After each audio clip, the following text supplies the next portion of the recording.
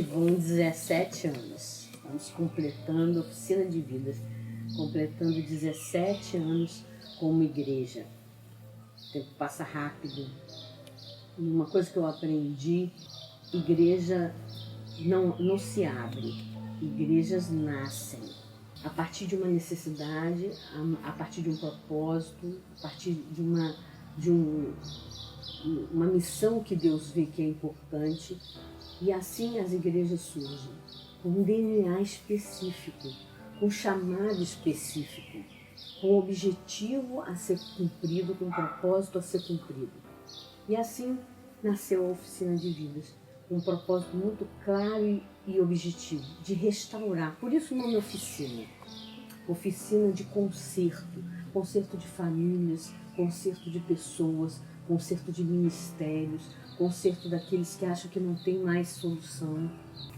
E aconteceu a partir de uma necessidade dentro da minha própria casa, a partir de uma necessidade de restauração, de conserto na minha casa, no meu casamento, na minha família, no meu ministério pessoal, do meu marido, pastor Ricardo Parisi.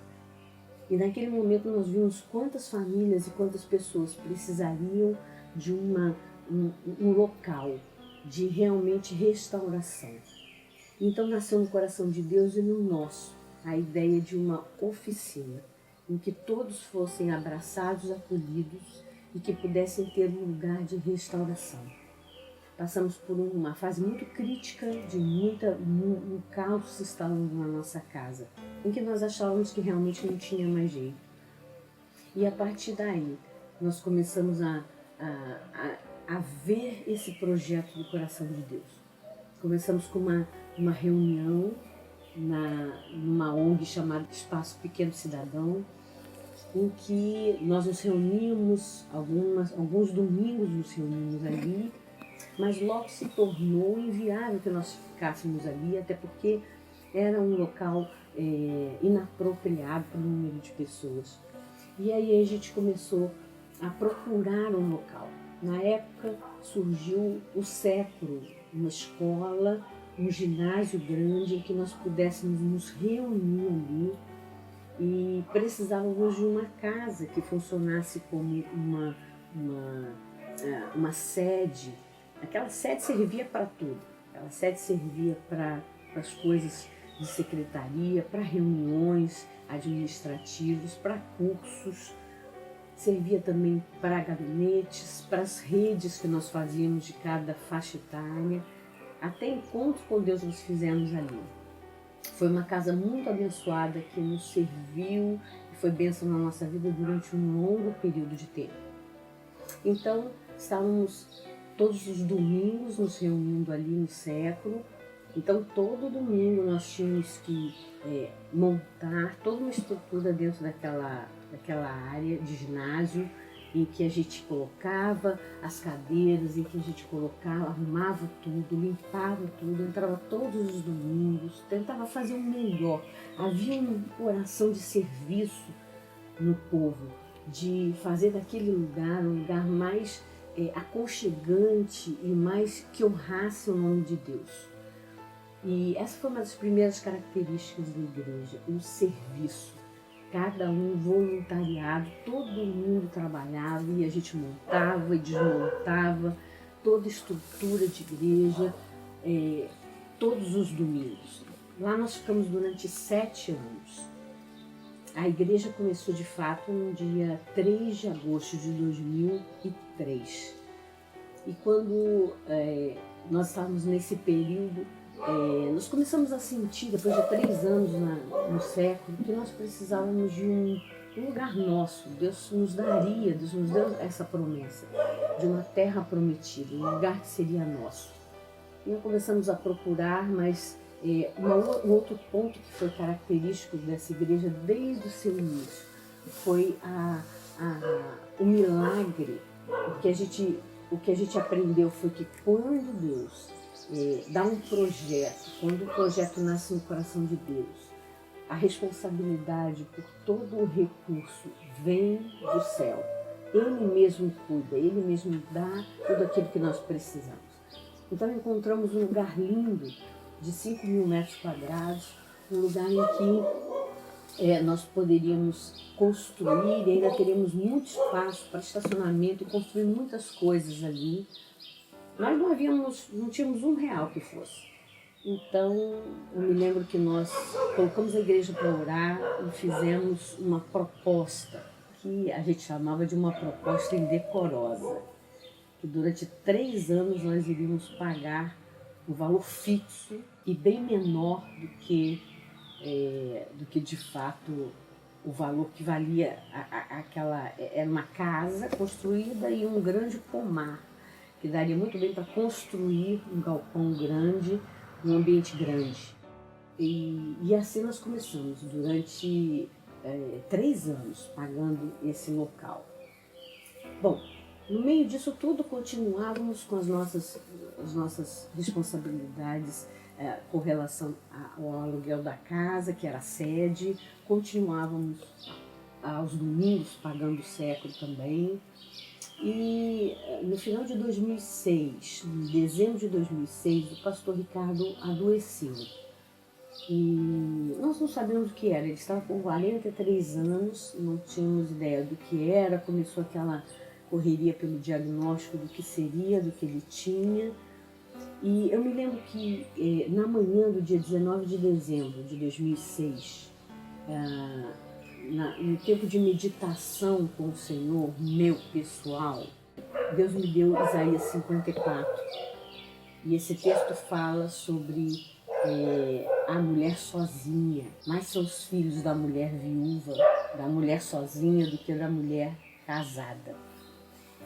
E naquela hora eu não quis entender o que o texto dizia, fiz uma adaptação de entendimento para mim naquele momento, guardei a palavra e naquele mesmo dia 19 de dezembro, à noite, nós tivemos o diagnóstico que ele estava com um tumor no cérebro, do tamanho mais ou menos de uma bola de golfe, e que ele precisava ser imediatamente internado e passar por uma cirurgia. Foram dias muito difíceis porque eram dias próximos de Natal e os hospitais não estavam recebendo nenhum doente grave e, enfim, finalmente Deus proveu tudo como sempre faz. E no dia 3 de janeiro de 2007 ele passou por uma cirurgia de 8 horas de retirada desse tumor.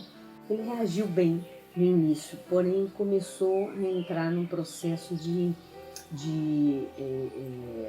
coma e coma profundo, e foi se agravando até que no dia 8 de janeiro de 2007 o Senhor o levou. Terminou o trabalho, a missão que ele tinha aqui na Terra. E naquele momento que eu recebi a notícia do falecimento dele, a primeira coisa que eu me lembrei foi Isaías 54. Eu abri e li novamente, e aquele texto fez todo sentido, eu entendi perfeitamente o que Deus esperava de mim. Que eu continuasse o ministério, que eu continuasse com essa missão, com esse propósito que Deus tinha colocado no nosso coração, porque um propósito, uma unção não vai para o túmulo, ela continua. Então, nós continuamos com um grupo muito coeso, muito dando suporte, nos ajudando em tudo. A partir daquele momento, levantamos um grupo, um colegiado de pastores que estivessem me ajudando a administrar, a apacentar a igreja. E foi também um tempo de luto difícil, porém de muitos milagres de Deus. Depois de algum tempo, nós começamos então a pensar em construção, precisávamos ter o nosso próprio lugar. Estávamos já há 7 anos no século e precisávamos poupar o dinheiro dos aluguéis para que a gente pudesse construir. Foi então que a gente começou a construção e foi mais um ponto que foi assim, milagre de Deus. Como nós conseguimos construir em tão pouco tempo, sem ter dinheiro nenhum e ainda com muitas contas, porque alugávamos muitos, desde o som até os locais onde nos reunimos. Muita alegria conseguimos levantar um galpão E no dia 10 de dezembro de 2010, nós fizemos uma caminhada profética, saindo do século e indo para a nossa terra prometida. Que alegria no nosso coração!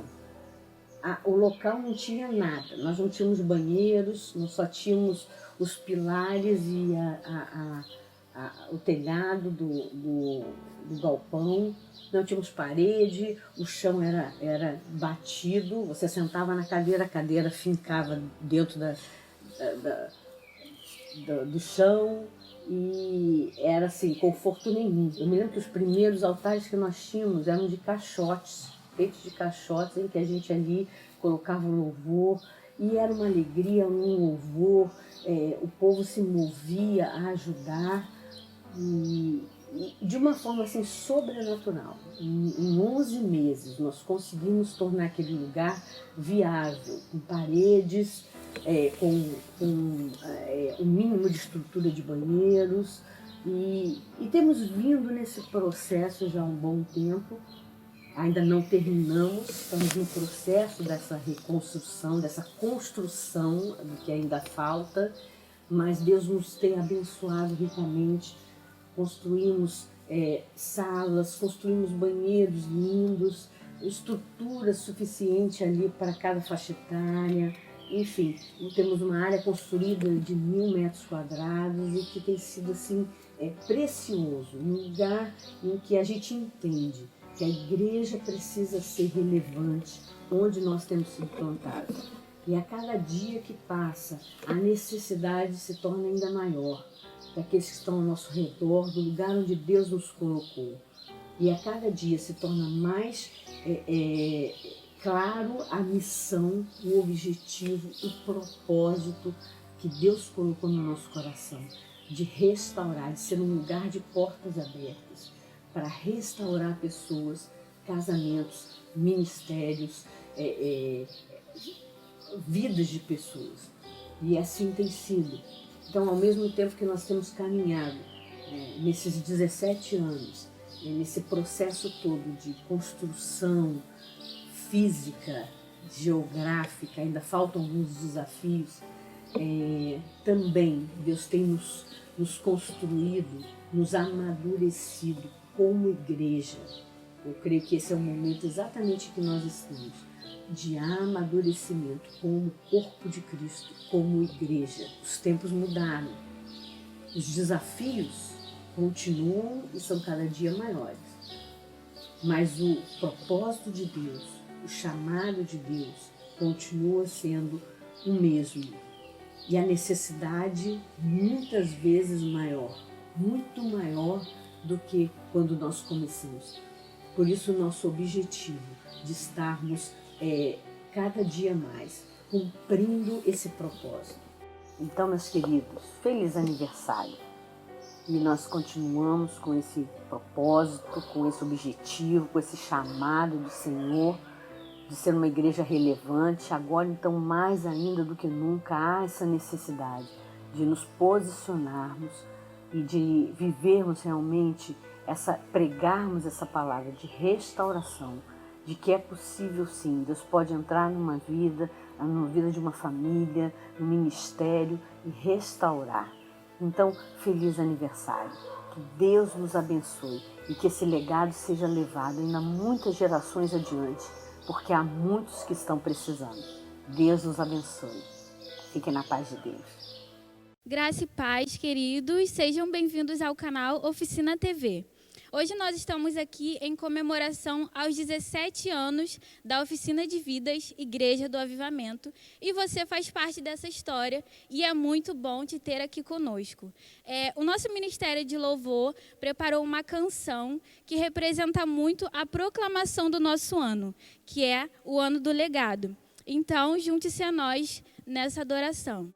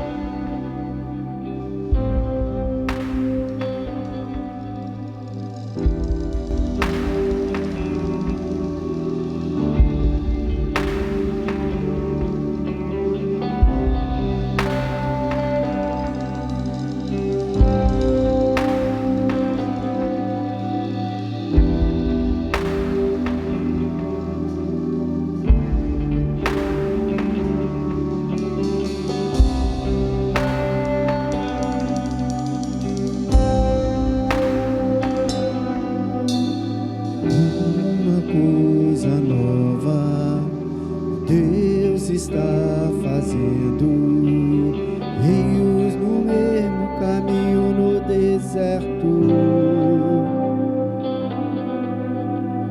Uma coisa nova Deus está fazendo rios no mesmo caminho no deserto. Uma coisa nova Deus está fazendo rios no mesmo caminho no deserto. Uma coisa nova Deus está fazendo rios no mesmo caminho no deserto.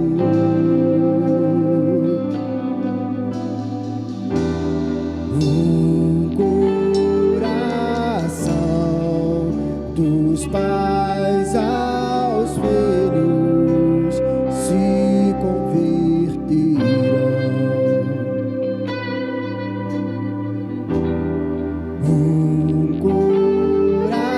Coração dos filhos aos pais, arcos de fogo, flechas incendiadas.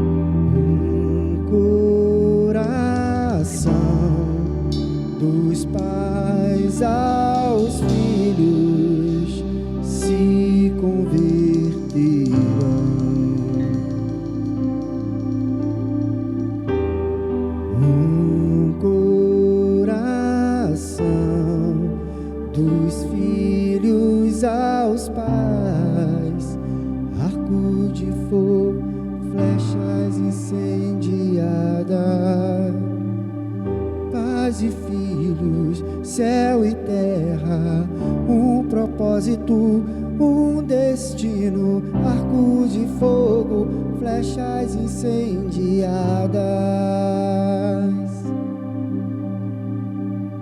Pais e filhos, céu e terra, um propósito, um destino, flechas incendiadas.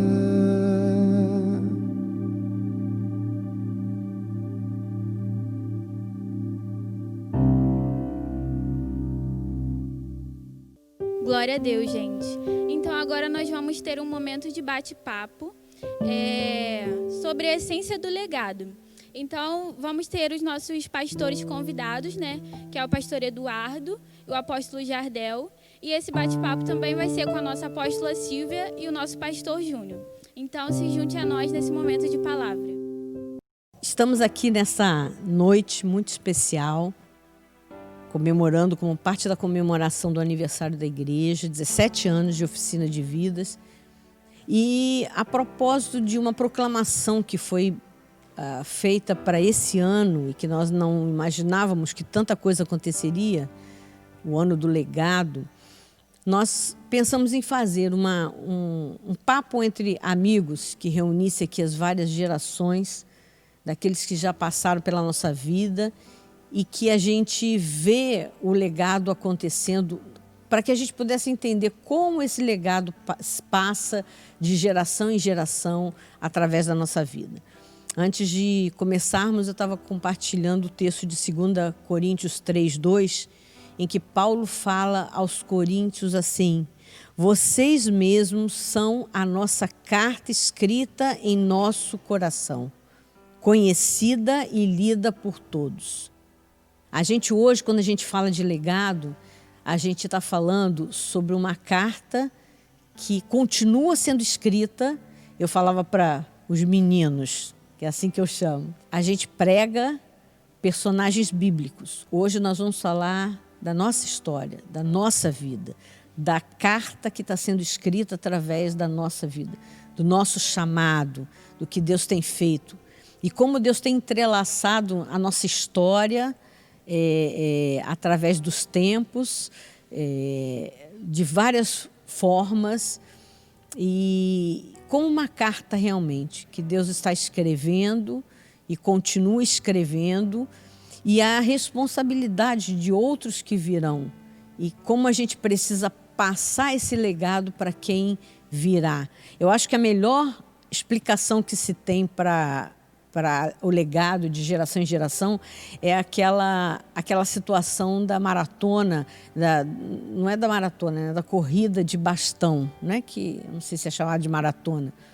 É exatamente assim, né? Tem um bastão e que vai sendo passado de corredor para corredor, até que a equipe toda complete aquele propósito, a linha de chegada, e então tem a vitória, enfim, a sua colocação. Eu entendo o legado como sendo assim, como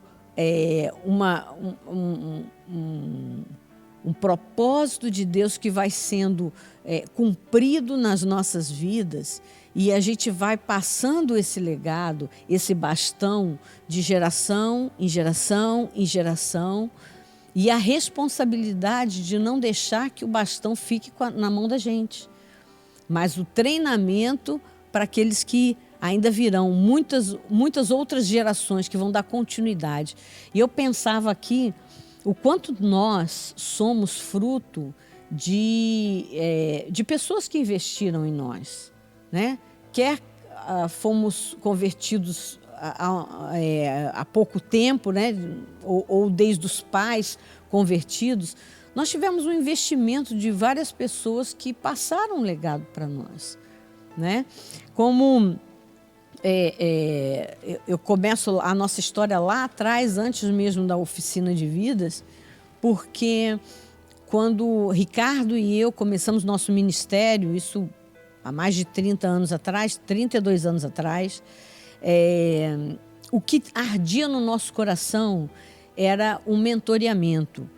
E naquela época não se tinha muito referência disso, não se tinha muito entendimento quanto isso era importante.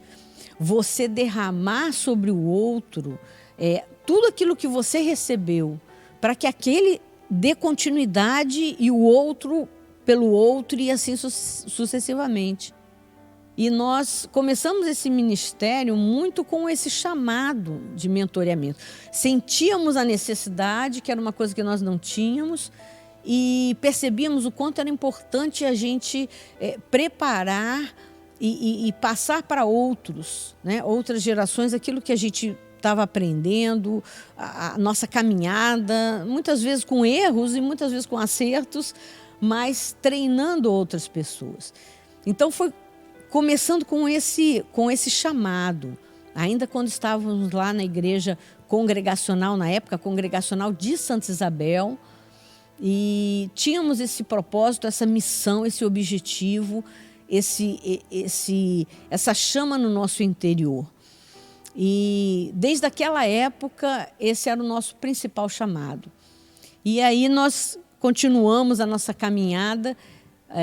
Eu chamei aqui apóstolo Jardel, representando toda uma geração, toda uma geração que veio nessa época.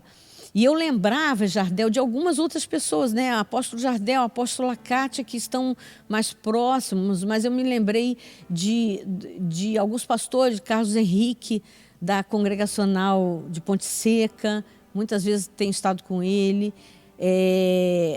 Tantos outros, Dionésio, pastor Dionésio, Jeremias, que são dessa, Jeremias Barbosa, e que hoje a gente fica feliz, a gente está falando de pastores, mas não necessariamente só do ministério pastoral, mas quantos que naquela época nós pudemos, a partir dessa visão de mentoreamento, de acompanhamento, treinar para que fossem além.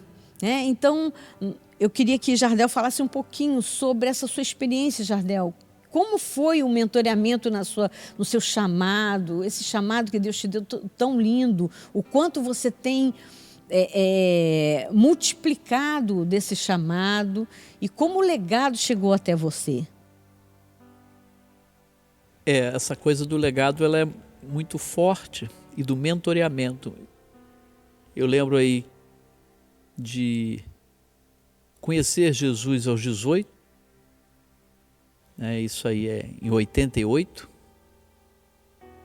e a partir dali, desse momento bem inicial, eu já me dispor e receber de contrapartida esse mentoreamento, e caminhar de perto com o Ricardo, e caminhar aprendendo. E aí, naquele tempo, eu e a Kátia fomos fazer o CTV, Centro de Treinamento 20, que era de 2 anos, para depois de fazer o CTSERG. Não era de 20 anos, né? Não.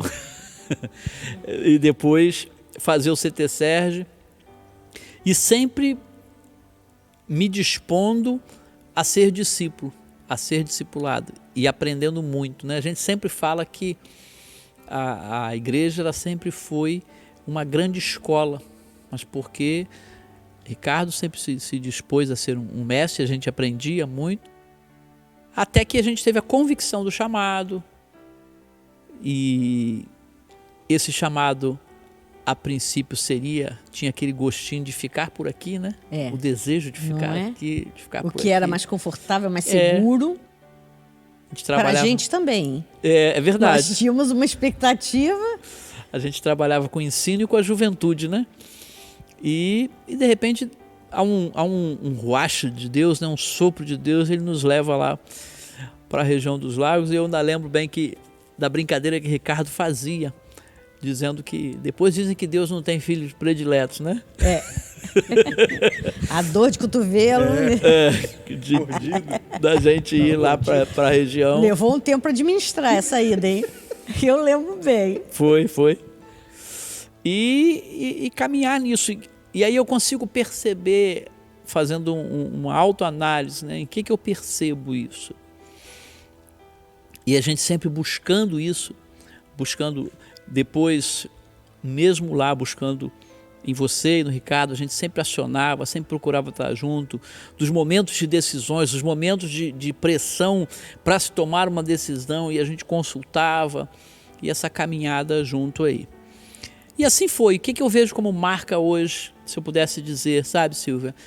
Eu vejo a marca de um caráter de integridade com Deus, de intimidade com Deus, que ficou e ainda faz parte do ministério de vocês, desse discipulado, desse mentoreamento e desse legado. Um caráter, uma marca da palavra, amor à palavra, treinamento, de treinar pessoas, né? Você falou aí, mas de vez em quando eu paro e fico olhando assim, quanta gente já passou pelo treinamento, quantos pastores tem lá na região e quantas pessoas passaram pela igreja e que estão não só no ministério pastoral, mas que a gente vê com proeminência dentro do reino, no serviço, na forma que serve, né?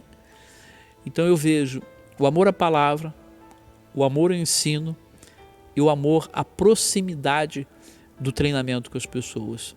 A gente consegue ver isso no Ministério Crescer, esse relacional de uma forma mais informal, mas que a gente consegue olhar e ver essa marca que a gente traz de vocês como um legado para nós e que a gente já está passando e já passou para tantas outras pessoas. Amor à palavra, amor ao ensino e esse gosto de preparar o outro. Eu vejo que a gente, por um tempo, tinha uma frustração.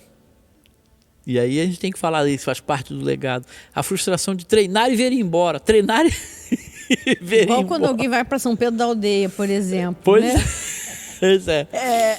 E depois a gente chega num nível de maturidade de ver que a gente está treinando e o reino está crescendo, está avançando. É um nível de maturidade.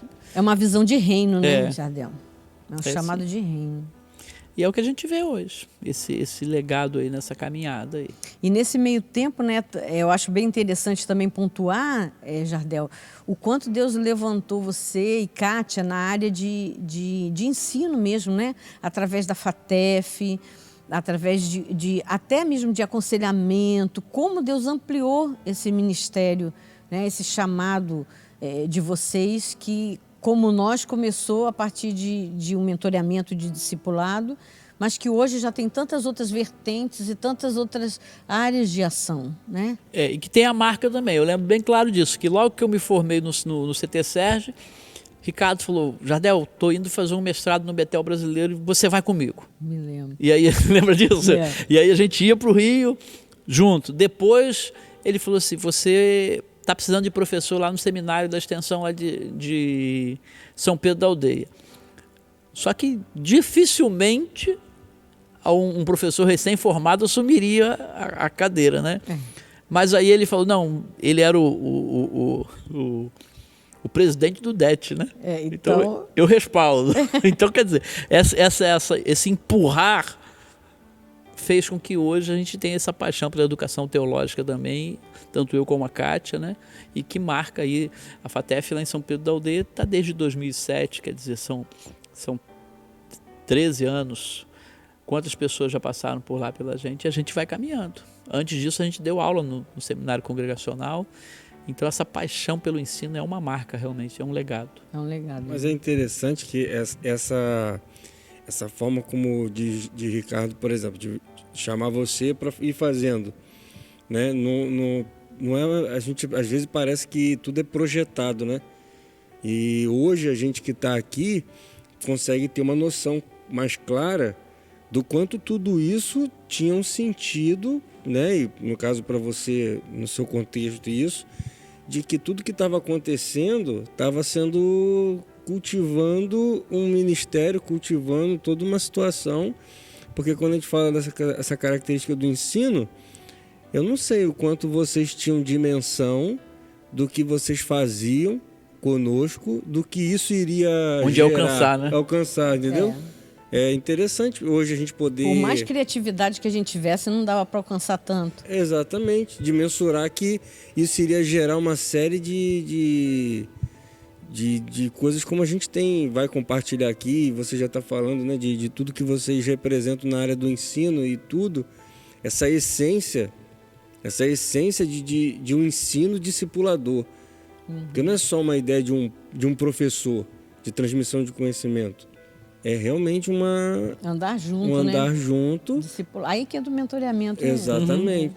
Então é interessante a gente hoje poder pensar sobre isso, ter noção, ver onde chegou, né, Júnior? Exatamente. E aliás nem chegou, né? Porque como o legado é uma coisa que continua, né? Mas é bom a gente nesse momento parar e pensar, né? Olhar para trás e pensar realmente a carta que está sendo escrita através de nós, né? Então é muito especial. É motivador, como o Júnior está falando, porque faz a gente despertar, olhar para trás e ver, caramba, até aqui. E daqui já está indo até lá. Isso também é o que ele falou. Não dava para vocês terem noção. Como não dá para a gente ter noção onde isso vai chegar. Mas dá para se sentir agradecido e motivado a continuar. Porque dá para perceber, caramba, eu sou fruto desse negócio. E aí você começa a ver e diz, vale a pena. Vale a pena. Eu acho que gera essa motivação. Com certeza. E no nosso ministério, começamos com esse coração muito na área de mentoreamento, o que continua sendo a nossa essência até hoje, mesmo depois que Ricardo não está entre nós, continua. Mas nós vivemos um momento específico em que surgiu um entendimento, que eu creio que surgiu no coração de Deus e a partir daí alcançou até nós, da necessidade de uma igreja, de um ambiente, de um ministério de restauração. A partir de um tempo muito difícil que nós vivemos como casal, como a nível ministerial, como pessoa, dentro da minha própria casa, a necessidade de se restaurar, de se consertar. E a partir de alguma coisa que nós vivemos dentro de casa, é que o nosso ministério começou a tomar um outro rumo, com uma vertente mais forte na área de restauração. E foi aí dentro dessa circunstância que nasceu esse projeto lindo do coração de Deus. Eu costumo dizer que igreja não se abre, né? Falei para Dudu 3 anos atrás, igreja nasce, e uma igreja que nasceu no coração de Deus, que é a Oficina de Vidas, que tem o propósito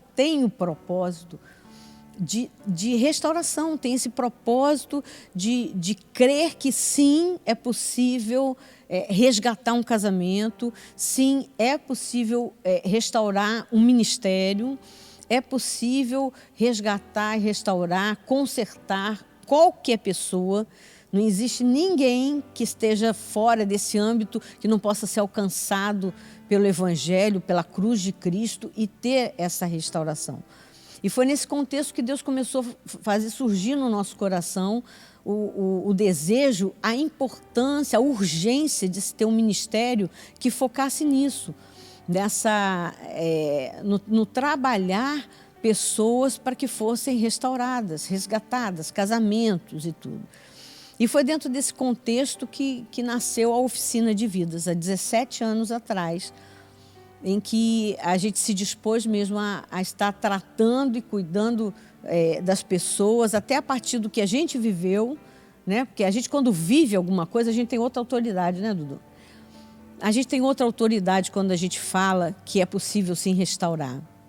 E nesse novo momento que nós passamos a viver, da Oficina de Vidas, que tem esse nome justamente com essa visão de conserto, né, de pessoas, de casamentos e ministérios, que nós começamos esse ministério novo, que era uma coisa relativamente desconhecida, E foi aí que uma nova geração veio, né? E eu convidei aqui pastor Eduardo, que a gente carinhosamente chama de Dudu, porque ele representa aqui toda uma geração de pessoas que abraçaram essa visão, esse entendimento da necessidade e receberam de Deus essa semente de que o povo precisa ver gente que creia na restauração e que esteja ali para ajudar. Então eu queria, Dudu, que você falasse um pouquinho como foi, né, que Dudu era um discípulo na igreja e quando veio sobre nós esse chamado, Dudu então abraçou com a gente, né, esse chamado. Eu tenho convicção que Deus colocou no coração dele o mesmo chamado que havia em nós. E esse momento em que nós vivemos como igreja, como você sentiu, Dudu? Como foi para você esse chamado de começar, sair de uma coisa relativamente estável e começar uma igreja completamente nova com essa visão? Compartilha com a gente um pouquinho como foi. Então, eu tive 2 marcas na minha vida que hoje são reproduzidas na vida dos meus discípulos, né? Que é o discipulado, que eu não conhecia. Eu conheci vocês, conheci Ricardo, conheci você, e me levaram para o encontro com Deus. Eu fugi umas 3 vezes, me lembro disso, mas fui levado para um encontro com Deus e uma vida completamente quebrada, praticamente em todos os níveis, principalmente financeiro. Estava passando por uma dificuldade muito grande. Estou começando para poder chegar onde você. Claro. Então, Ricardo começou a me dizer que era possível e eu fui acreditando. E ali naquele encontro recebi várias palavras e uma delas foi da restauração financeira, que eu já não acreditava mais nela, mas em 90 dias Deus fez algo extraordinário e tudo foi colocado no lugar. Então eu comecei a caminhar nessa visão, né? Fomos logo alcançados pela visão, uma visão que para nós era nova, a visão celular, e onde nós tínhamos as 4 bandeiras, né, do ganhar, consolidar, treinar e enviar.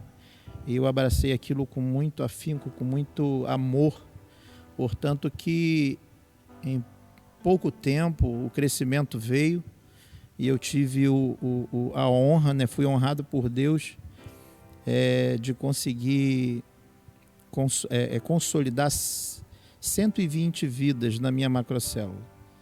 Eu tinha 120 discípulos ali, né, caminhando comigo, e com a pastora Kelly, hoje pastora também.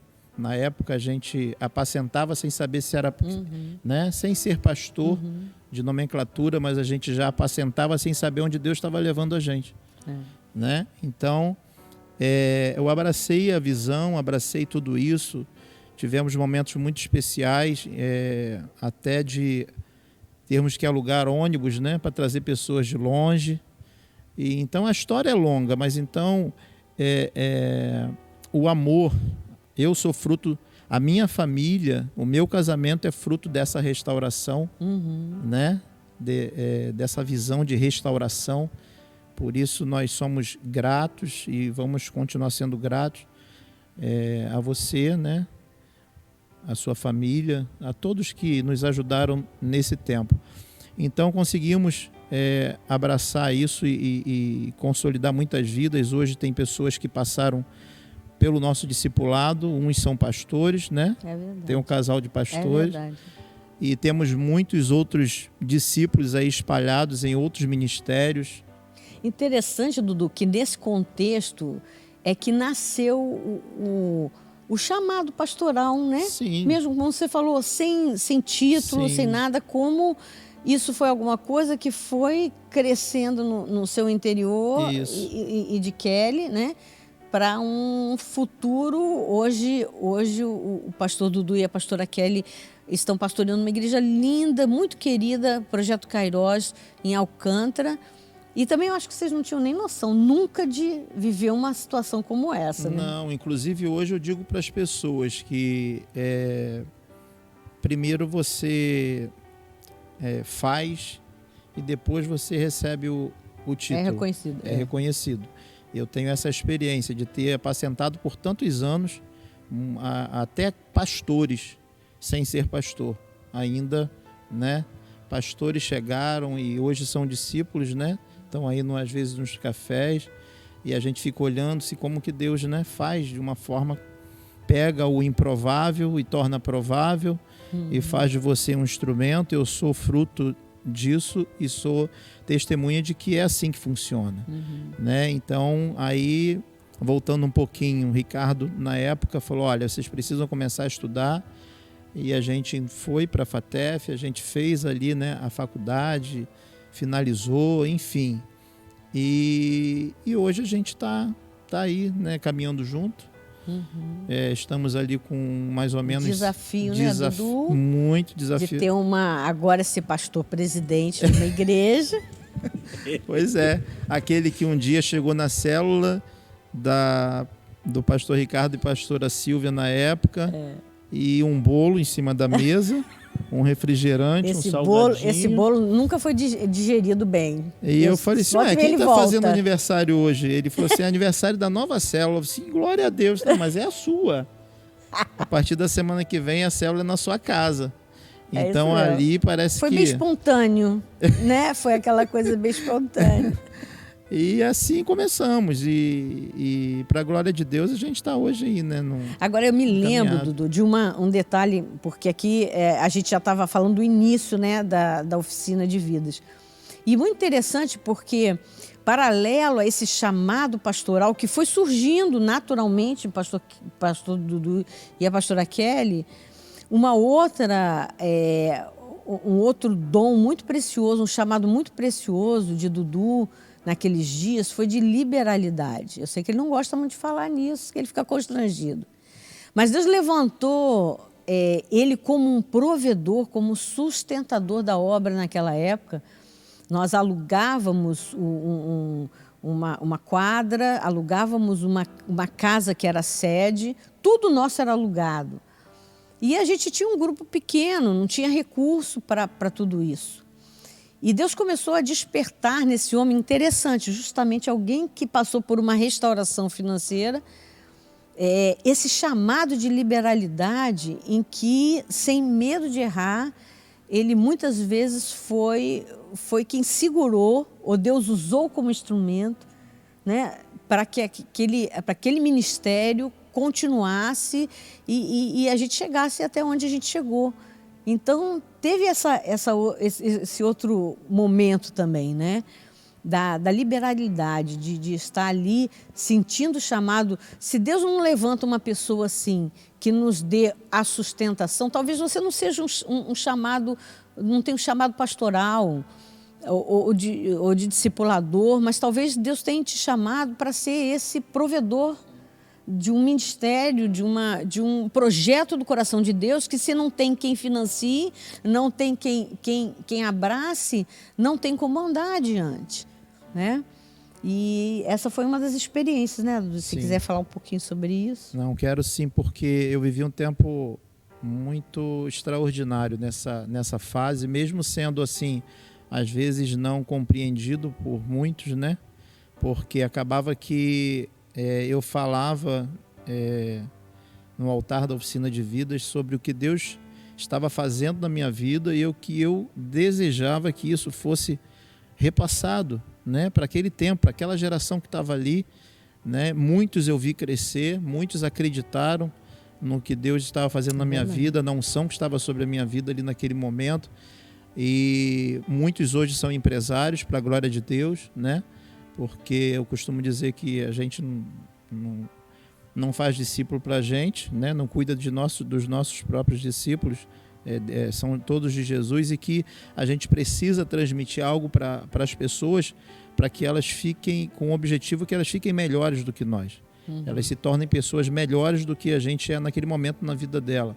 Eu acho que assim a gente cumpre a missão, cumpre o objetivo, né? Então muitos se tornaram empresários, né, empreendedores de sucesso na época e até hoje, né? Muitos estão aí no meio comercial e estão rompendo.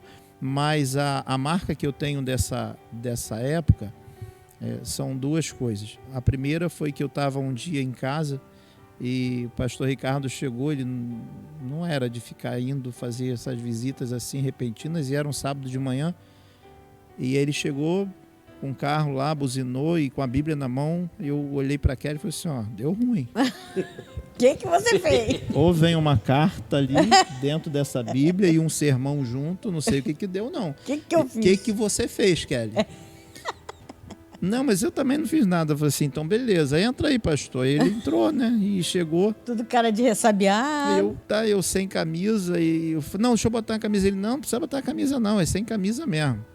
Aí ele chegou e falou assim, olha, tem uma palavra aqui para você. Eu tenho essa palavra anotada até hoje, não está aqui na memória agora, que eu nem pensava em falar nisso, mas já que tocou no assunto.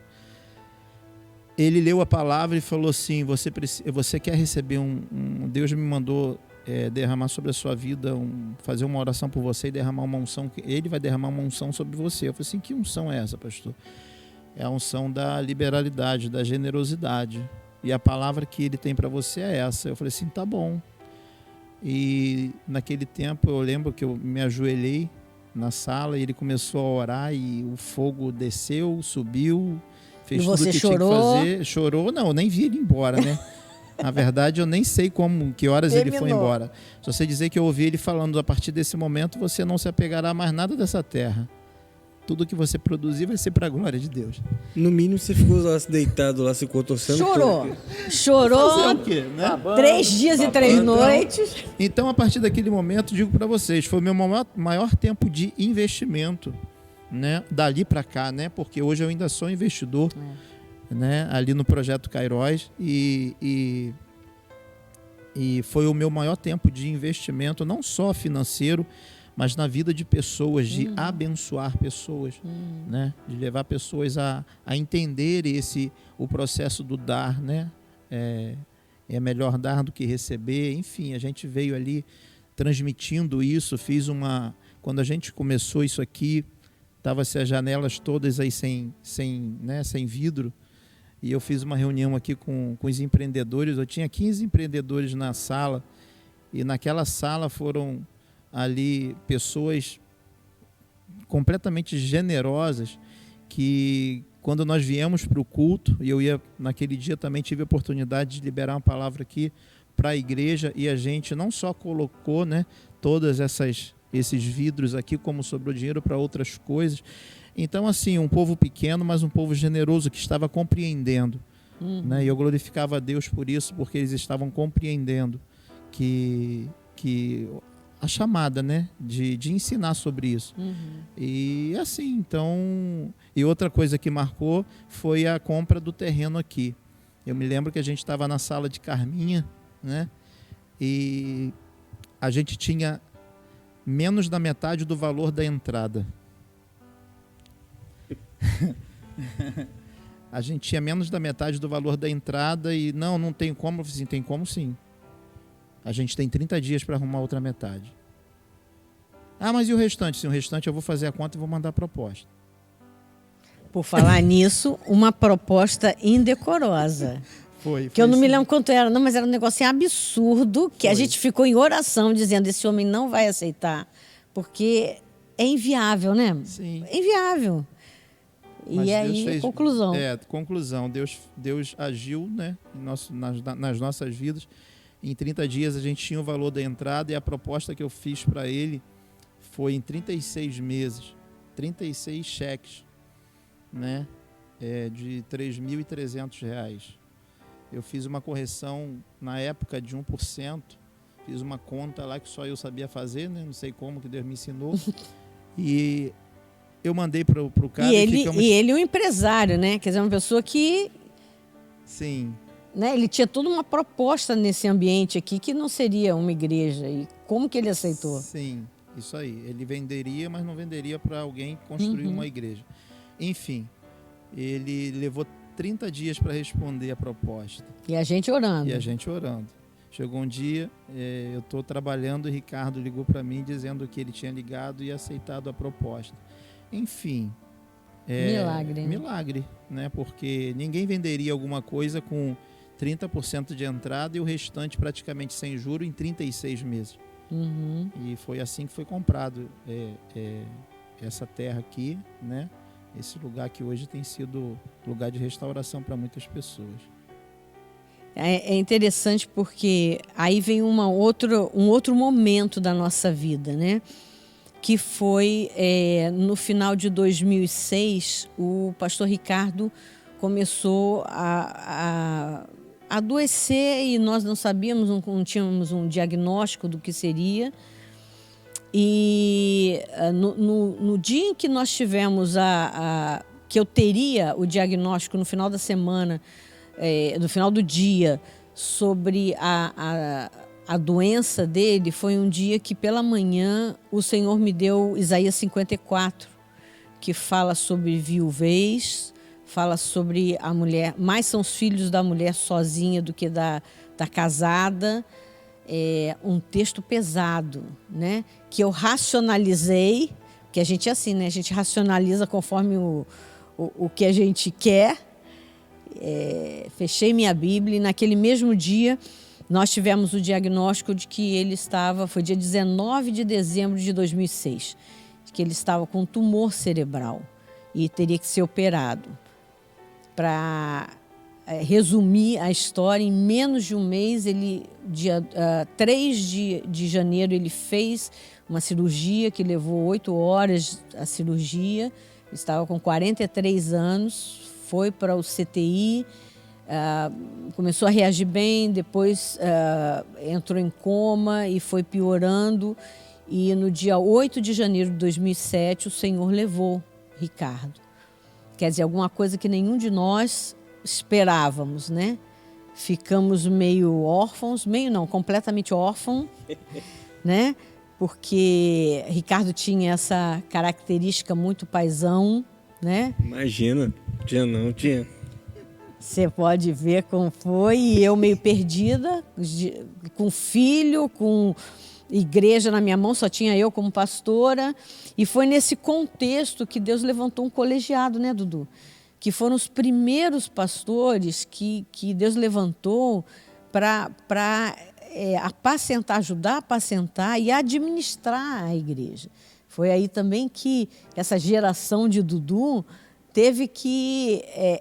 não foi fácil, né, Dudu? Porque a gente tinha um paizão que fazia tudo, né? E, de repente, nós tínhamos que administrar, desde a parte administrativa, prática da igreja.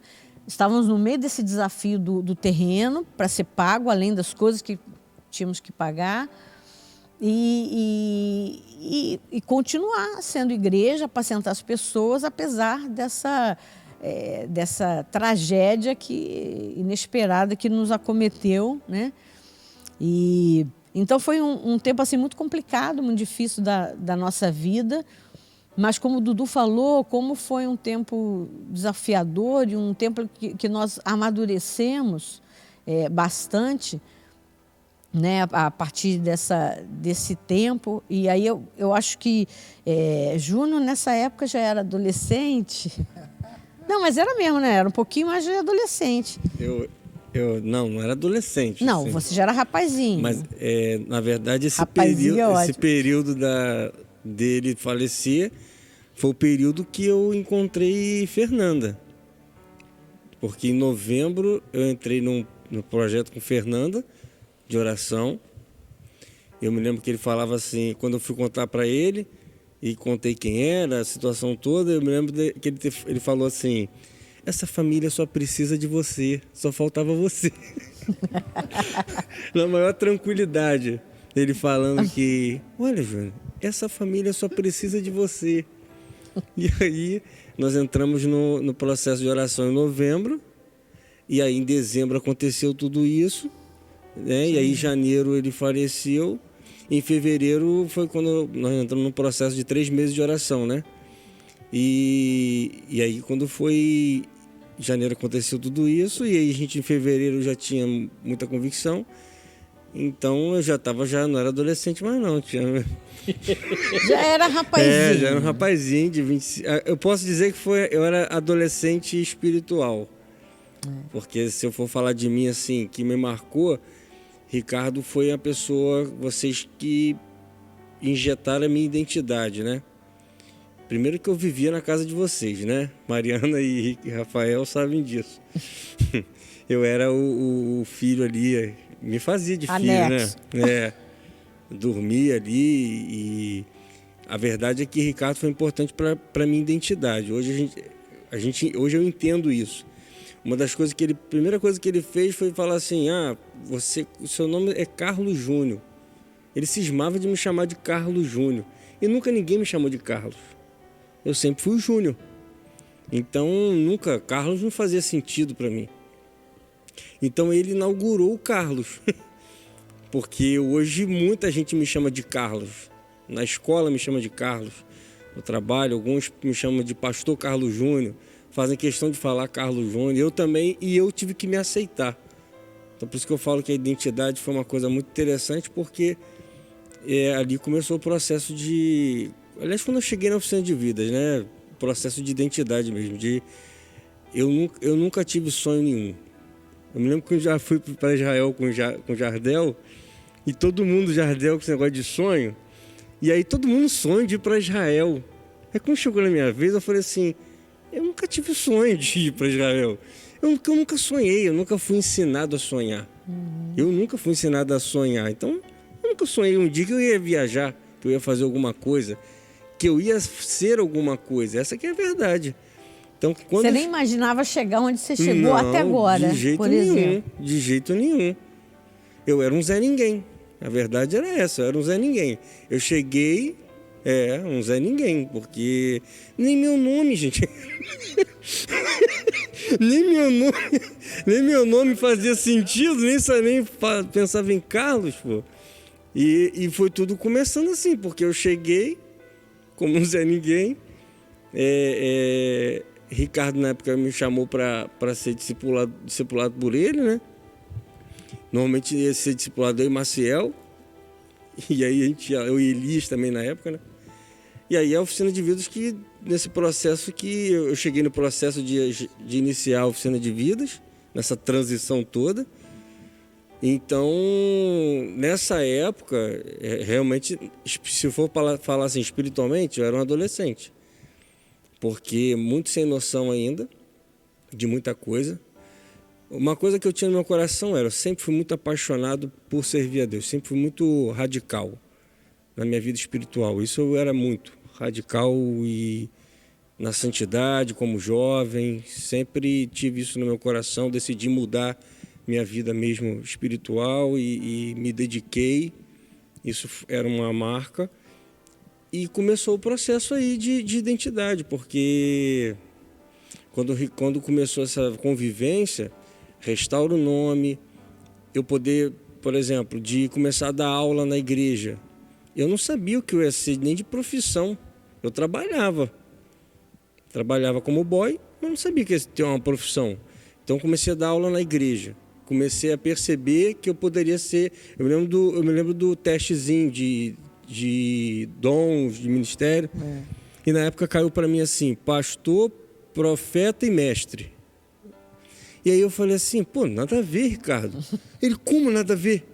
E aí daquele jeito, como nada a ver? E aí fez um bico para mim. Imagina! Porque eu achei que não fazia sentido nenhum. Ué, o pastor, mestre e profeta. Nada a ver. O que isso tem a ver comigo? E aí eu falei, o pequeno boy. Poxa. E aí ele fez um bico para mim e falou assim, você tá reclamando ainda? Para mim não fazia sentido nenhum.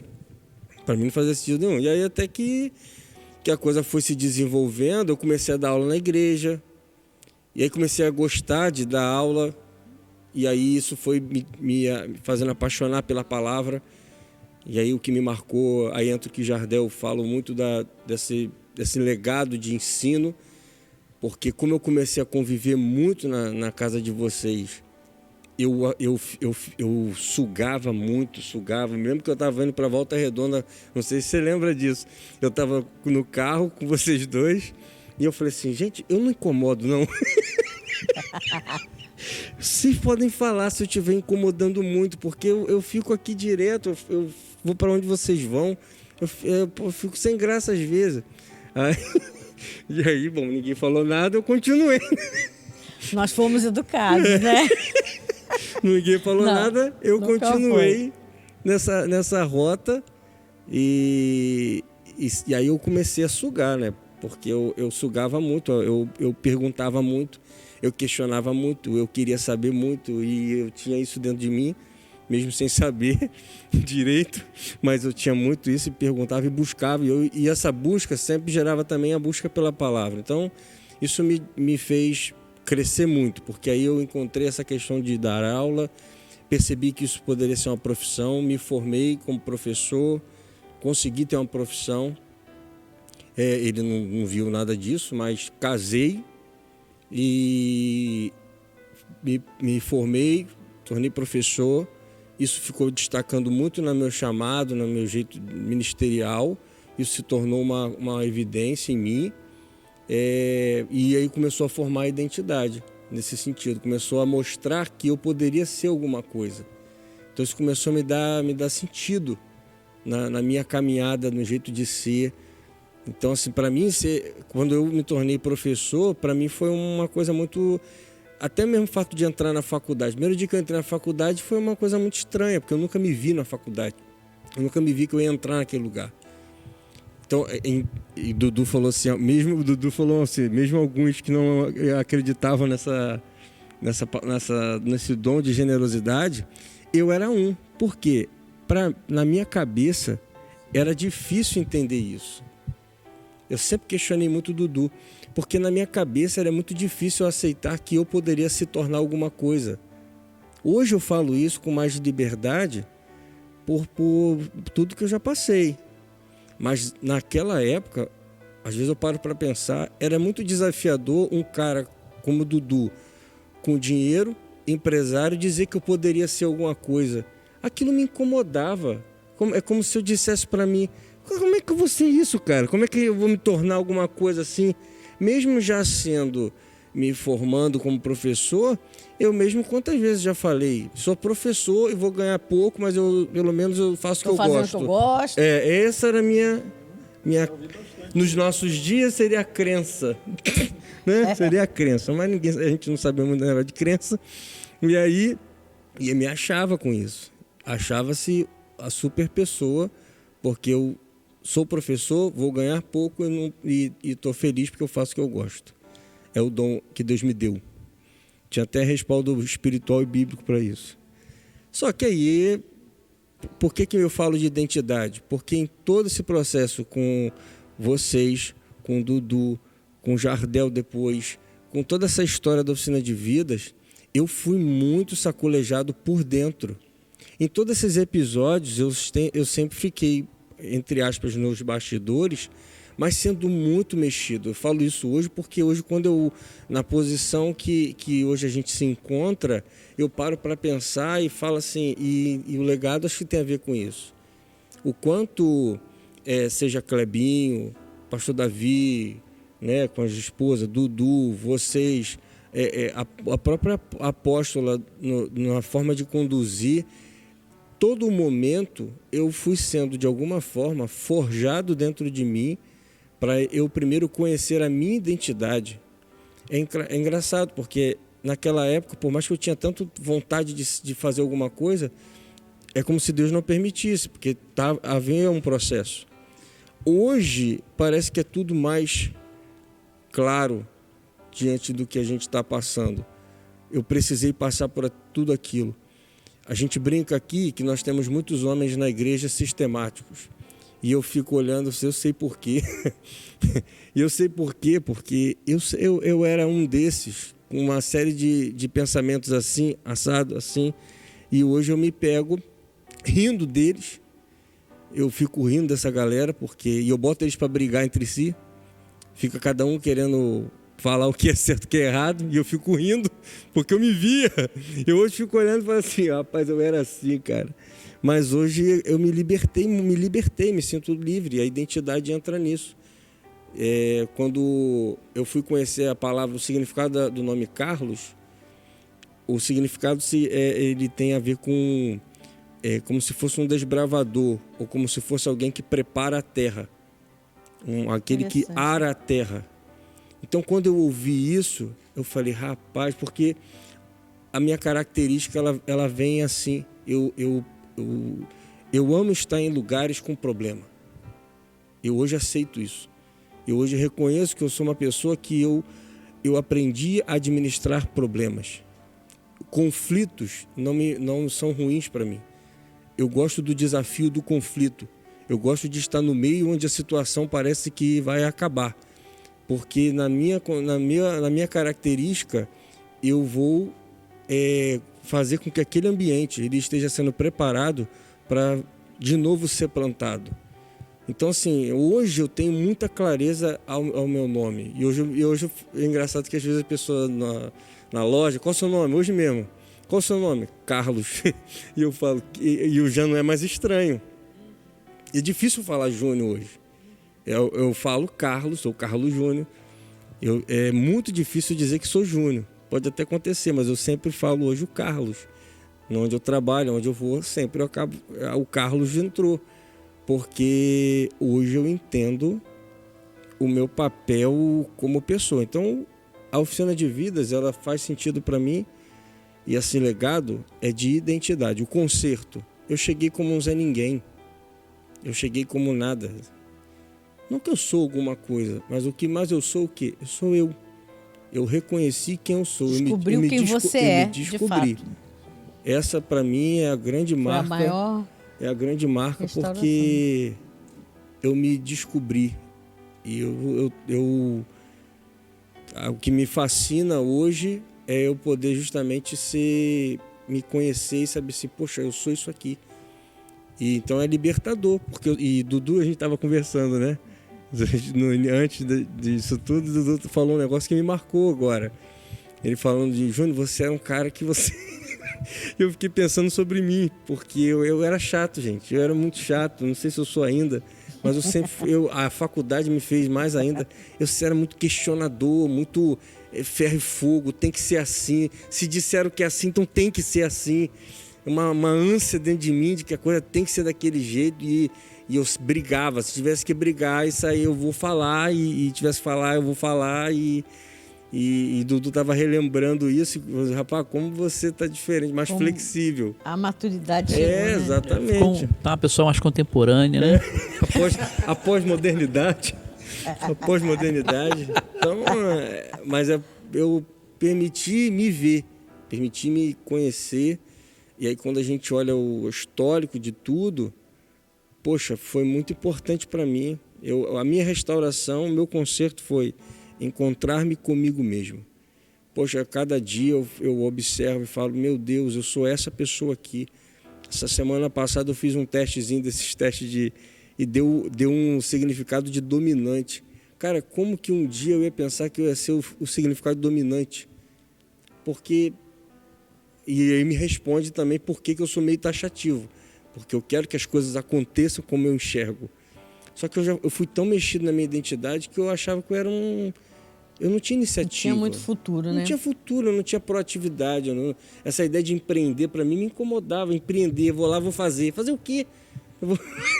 Não tem como. Eu só era daquele tipo do cara que tinha que ser o quê? Alguém tinha que dizer o que eu tinha que fazer. E hoje eu me pego sendo criativo, pensando à frente, dando passos à frente, tendo que ir liderando, primeiro. Né? Exatamente. Então a identidade restaurada despertou dentro de mim coisas que estavam anuladas, estavam adormecidas.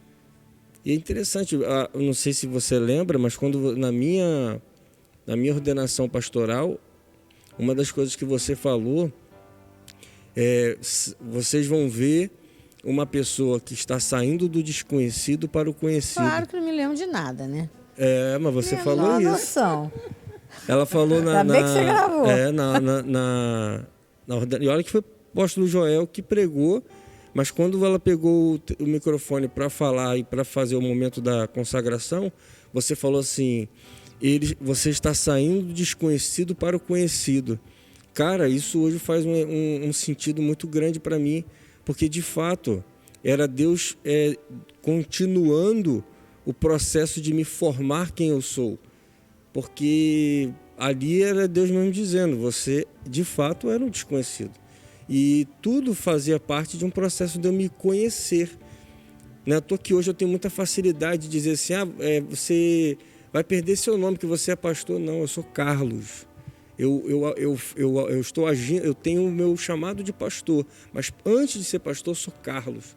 Eu gosto muito de falar isso para as pessoas, porque eu não quero essa visão de que você perdeu o seu nome que você é pastor. Não, eu sou Carlos. Pode ser que talvez mais à frente nem seja, né, a gente não deixa de ser pastor, mas digo como atuante, né? Porque eu aprendi a valorizar a minha identidade e tudo faz parte de um contexto. Então isso mexeu muito comigo e não é à toa que essa questão de identidade me mexe muito comigo. E ouvindo todos vocês me faz cada vez mais entender, como eu sou o mais novo, né, aqui, me faz entender. Pouca coisa mais nova. Mas primeiro eu tenho que agradecer a paciência, né, de cada um, daqueles que talvez nem estejam aqui com a gente, mas porque foram pacientes. E hoje eu vejo que desde o ano passado que Deus vem falando sobre legado conosco e me fez reconhecer a história de cada um, né? E eu entendo o quanto isso cada vez mais tem aflorado, porque não faz sentido eu estar aqui se não houvesse todos vocês, né? Se não houvesse os casais pastores que de alguma forma contribuíram para que eu me tornasse o que eu me tornei. Até o jeito da apóstola. Eu tenho estado mais próximo da apóstola e o jeito da apóstola, ela acaba me gerando um aprendizado. Porque como eu fui ensinado com o nosso mestre maior, nosso mestre maior, a ser aquele cara protetor e que tem que fazer tudo ali, a apóstola, ela tenta ser muito descentralizadora também, né? E, de uma certa forma, isso me incomoda. É um desafio. Me incomoda. Esses dias de pandemia que eu estou mais tratado, porque, né, a pandemia nos tratou em todos os sentidos. Mas gerou essa reflexão da flexibilidade, de aprender a compartilhar e entender que eu não sou absoluto. Eu não sou o grande homem. Pelo contrário. Eu sou o Carlos, mas é o contribuinte com outros, não tem como eu ser o... Mas tudo faz parte desse processo de oficina de vidas, é o lugar de conserto. E eu acho interessante que a gente teve sempre uma característica também, a gente falando das características da igreja, desse milagre, né? Dudu falou um pouquinho sobre o milagre que foi a compra desse lugar. E cada etapa, né, desde quando nós levantamos esse galpão, e nós, lembra? A gente saiu do Século, viemos numa caminhada até aqui, e começamos, agora nós temos que ficar aqui porque não dá para pagar aluguel e pagar o nosso compromisso do terreno. E era só, né, Dudu? Eram só os pilares e a cobertura. Não tinha parede, não tinha nada. O chão era de barro batido, não tinha... O altar, os primeiros altares, né, eram de caixotes que a gente pôs lá no final e fez uma...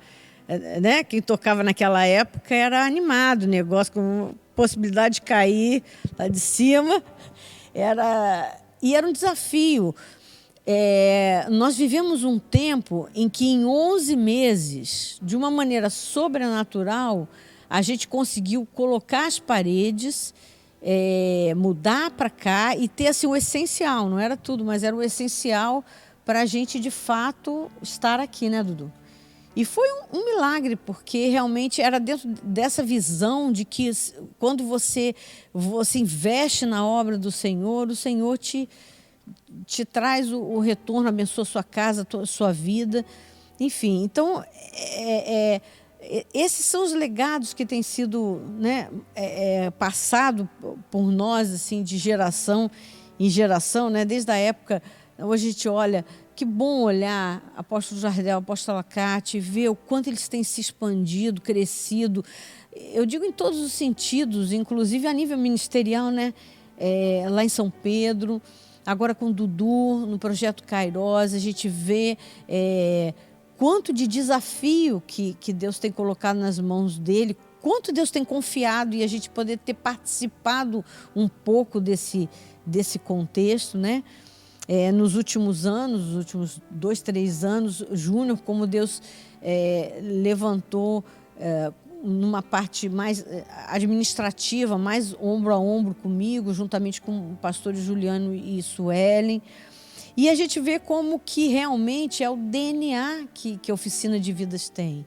De restauração, de discipulado, de mentoreamento, de passar o legado, o bastão de um para o outro. E aí, meninos, né, todos nós, o grande desafio que nós temos é não deixar o legado parar em nós.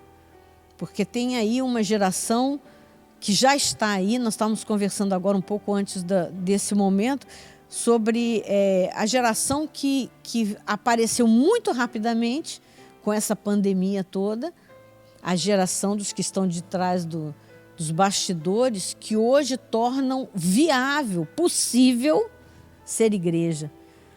Quer dizer, é uma geração que não é a geração do futuro, é uma geração de hoje já. E que a gente precisa incluir, passar a experiência, por isso o objetivo desse encontro, podemos passar um pouco mais da experiência, porque as coisas anteciparam com muita rapidez, as coisas aconteceram de uma forma muito, muito rápida. E se alguém quiser falar mais alguma coisa, mas o último pensamento que eu estava lembrando, né? Deus é um Deus geracional. Se a gente for ver lá, um dos nomes de Deus é Deus de Abraão, Isaac e Jacó. Essa questão do passar o bastão, do legado, é uma coisa que faz parte da essência do reino de Deus. Não é nem lei, nem graça, é antes disso, né? A gente vai olhar e a gente vai ver, por exemplo, um Elias forjando, além de toda uma geração de profetas, Eliseu em particular, que o seu discípulo. A gente vê Moisés preparando Josué para que Josué desse continuidade à história do povo, aos próximos capítulos que viriam da história, né? E a gente vê, por exemplo, Paulo, né? Paulo sendo discipulado, né, por Ananias, por pessoas, e ele se tornando discipulador, aquele que passou o legado para Timóteo e para tantos outros, inclusive ele que escreve esse texto que nós começamos, de que nós somos essa carta viva que Deus está escrevendo, ainda está em processo de sermos escritos. E eu acho que interessante é a continuidade, né? A verdade é que Deus tem nos feito reconhecer os nossos, aqueles mentores, os nossos discipuladores, as pessoas que passaram, porque não se trata da gente, não se trata do que eu vou fazer, né? A gente estava falando lá com o Dudu, conversando, falando, não é uma questão da gente. Por exemplo, que às vezes a gente tem a ideia de que pessoas são responsáveis só pela continuidade. Então, tipo assim, agora você saiu, agora eu entro. E não se trata disso. Se trata realmente de uma continuidade, de uma unção, de uma promessa, e que nós somos, na verdade, privilegiados por ser o condutor disso tudo, né? E aí entra também a responsabilidade, como você está falando, da gente gerar isso para outros, permitir que isso se desenvolva. Hoje eu me pego, às vezes, com um discurso e uma fala e uma coisa que eu jamais iria pensar, né? Como o Dudu falou do terreno, da experiência dele na casa de Carminha. Eu me lembro quando a gente fez o primeiro culto aqui online. E me falaram assim, o próximo vai ser na casa da apóstola, né? Eu falei, como é que eu vou voltar? Já estamos aqui, já estamos com tudo isso. Eram excelentes cultos, por sinal, viu? Não Muito tem bem, como eu voltar. muito bem feitos, não é mesmo? Os meus ajudantes ali, meu genro e a minha filha. Eu falei assim, não tem como eu voltar, depois de estar tudo aqui, mas talvez se fosse eu o passado, é melhor voltarmos o Júnior, mesmo, só o né? Júnior, sem Carlos. Mas você vê como que é interessante a preparação de Deus, porque de sermos atuantes nesse processo, de dar continuidade. Isso ficou marcado. Aí eu falo, né? Como vocês foram importantes para que talvez eu e outros possa ter essa mentalidade. Então, até para Dudu, acho que o Dudu merece ouvir isso. Porque o que ele semeou na generosidade, talvez no seu tempo você viu pouco colher, né? Talvez os mais próximos a você.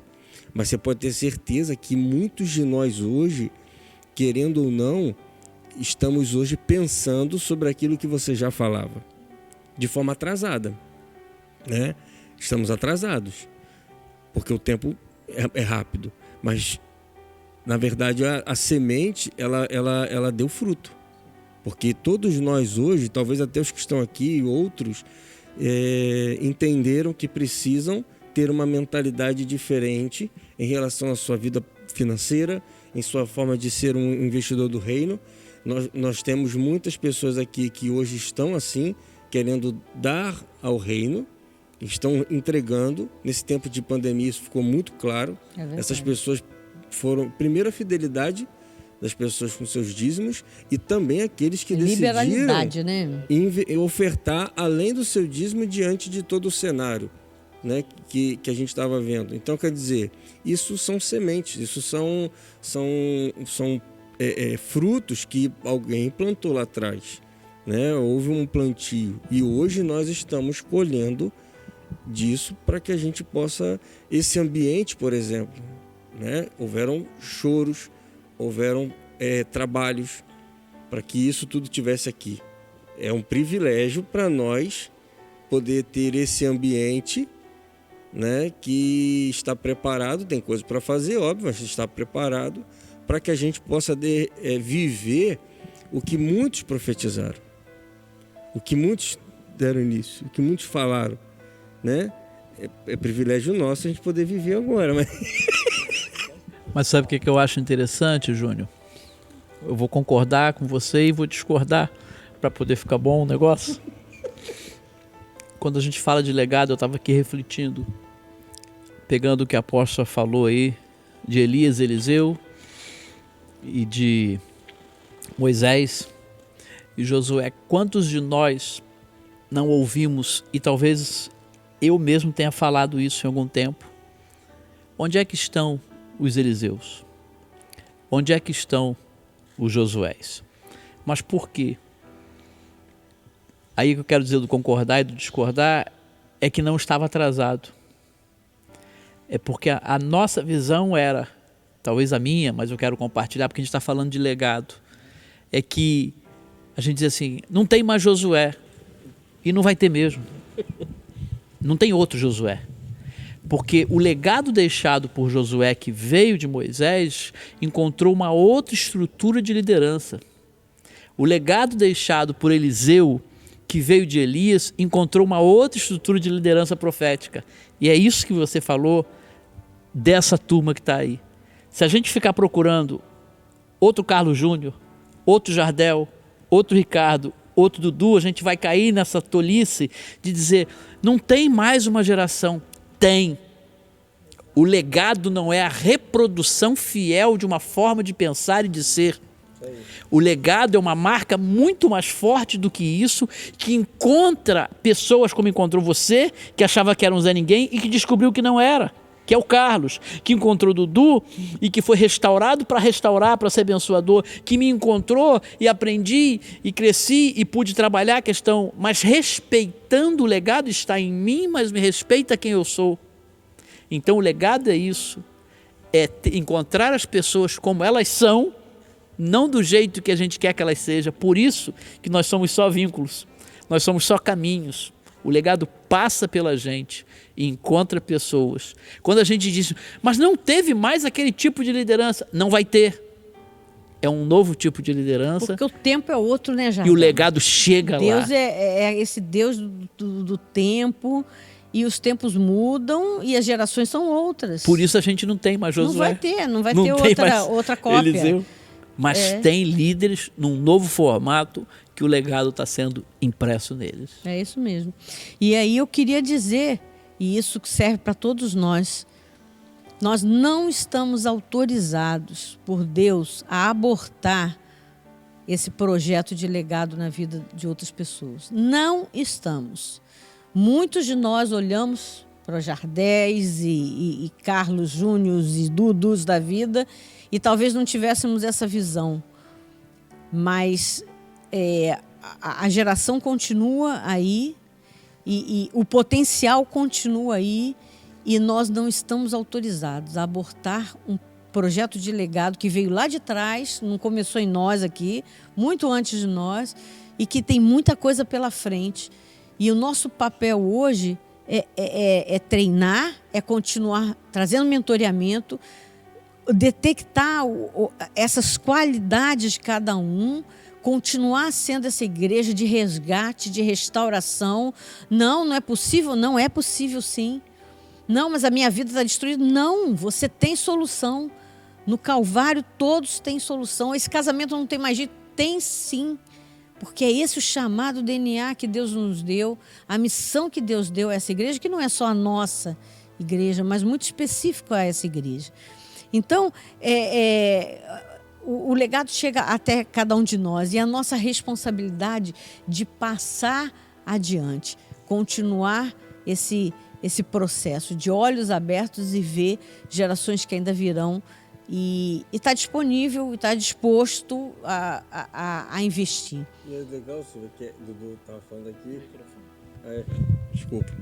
Mas é interessante que a gente ficou tão preso no que você falou aí, que, por exemplo, quando vai se falar de oferta, poxa, Dudu não está mais aqui, né? E o recado que você está dando para essa próxima geração, que é a nossa e as outras, é justamente isso. Ele não vai vir aqui pregar de oferta, porque os que irão ofertar já estão aqui com a semente. Só preciso agora dar a oportunidade de fazer. Então, o Júnior é o do ensino. Não, ele não é o do ensino. As coisas mudaram. Os que estão do ensino já estão aqui, que vão ser colocados para fora. Então, quer dizer, esse novo tempo, essa informação nova, tudo que se tem essa geração, porque não são essas pessoas que irão fazer, porque a gente tem essa ideia. E pelo contrário, já estão aqui. As pessoas irão ser tocadas nessa continuidade para poder manter o legado em todos os sentidos. Caminhando. Isso é um legado. Não precisa Dudu ter que fazer tudo isso de novo. Você está entendendo? Não, então, interessante, estava lembrando aqui agora, que é claro que a nossa missão principal é pregar, né, o Evangelho, ganhar vidas para o Senhor Jesus, e essa é a nossa missão principal. Mas um dia eu estava no encontro, a gente tinha algumas pessoas tão resistentes a esse tipo de ensino, né, a essa visão de empreendedorismo a nível de reino de Deus, que eu me lembro que eu estava no encontro com Deus e a gente estávamos todos na mesa. Que Ricardo, ele fazia questão de a gente almoçar junto, né? Depois que todos almoçavam, a gente sentava e almoçava. E eu me lembro de um dia que ele falou assim, e eu sempre ministrando aquela palavra de libertação financeira, né, de restauração financeira no encontro, depois de tudo que Deus tinha feito na minha vida. E ele falou assim, olha, eu quero deixar bem claro aqui que hoje eu sou o discipulador de Dudu na área espiritual e ele é o meu discipulador na área financeira. Então, tudo que vocês puderem sentar com ele e aprender, vai ser bom para vocês. Eu me lembro dessa palavra dele, para a glória de Deus, é claro, mas que marcou a minha vida mais ainda em relação a quê? Preciso ensinar sobre isso. Portanto que formalizei, né, estruturei um seminário de libertação financeira, fiz em várias igrejas, enfim, muitas pessoas entenderam e foram restauradas. Então, que hoje eu sei que não só aqui, lá no Projeto Kairos, hoje eu não tenho muito trabalho com isso. Verdade. Porque os meus próprios... Já foram ensinados. Eles já foram ensinados e já estão ensinando sobre isso. Então eu tenho menos trabalho, é o que você está falando. Aqui já tem pessoas que não só fazem, mas que podem ensinar a como fazer, qual é o caminho, né? Então, é claro que isso não é prioridade, né? A nossa prioridade são vidas, isso aí toda a igreja precisa compreender isso, né? Para que tenha o favor de Deus sobre ela, mas isso precisa ser ensinado, porque quando a pessoa ela entende que ser abençoador no reino, ela está cooperando, ela está produzindo também para isso, para que outras pessoas sejam alcançadas, isso vai se tornando, a missão vai ficando mais próxima de ser cumprida. É isso mesmo. Então é isso. Nós queríamos, o objetivo desse encontro era tanto a gente poder compartilhar um pouquinho daquilo que tem sido a nossa vida, o nosso chamado. Eu acho que a experiência de cada um foi muito positiva nesse sentido. E realmente, a gente entender, completar 17 anos é muito especial. E como é bom a gente olhar e ver quantas pessoas, né, passaram e tiveram o seu chamado aguçado, amadurecido. Estamos todos nesse processo de amadurecimento, com desafios, nesse momento, então, que a igreja funciona dessa forma. Que desafio que é! E vamos continuar. A vida vai continuar sendo de desafios. E o importante é a gente ir caminhando. O vento passa, como a palavra diz. O Espírito é como o vento que passa. Você não sabe para onde vai, nem por onde volta. De que forma o Espírito... Assim é Deus, as coisas de Deus. O que a gente não pode é deixar de treinar outros, de passar aquilo do muito que a gente tem recebido para alcançar a vida de cada um dos que caminham com a gente, perto da gente, enfim, que Deus coloca no nosso caminho. Então, é um privilégio ter todos vocês que estiveram nos acompanhando. Obrigada, Jardel, por esse privilégio de estar com a gente. Eu sei que você saiu lá de São Pedro e aceitou esse convite de uma forma assim, muito carinhosa. Dudu também, sei que com uma agenda, né, complicada, mas a gente conseguiu se organizar nesse sentido. Te agradeço muito, Dudu, porque até hoje você é inspiração para todos nós em muitos sentidos. E Júnior, que compra as minhas brigas, né? Eu invento as coisas e ele mete a cara para fazer, como isso que nós estamos fazendo hoje. Eu louvo a Deus. Entre aspas, porque tem os bastidores aqui. Tem as diferenças, mas tem claro, senão aí que não tem graça, né? Não sou eu necessariamente, não. Na verdade. Mas eu quero agradecer muito a todos que participaram no sentido de fazer com que, tornar esse projeto possível. E eu quero abençoar a sua vida e dizer que você faz parte, de alguma forma, desses 17 anos de aniversário da Oficina de Vidas. Deus abençoe sua vida. Deus abençoe vocês, meninos. Amém. Amém. Então, gente, chegamos ao fim da nossa celebração. Espero que vocês tenham gostado e queria muito agradecer por vocês ficaram até aqui o final conosco. E para que essa palavra possa alcançar outras vidas, pedimos para que você possa compartilhar esse vídeo, se inscrever no nosso canal, curtir a nossa página no Facebook e seguir a nossa página no Instagram, tá? Então, um beijo e até o próximo vídeo.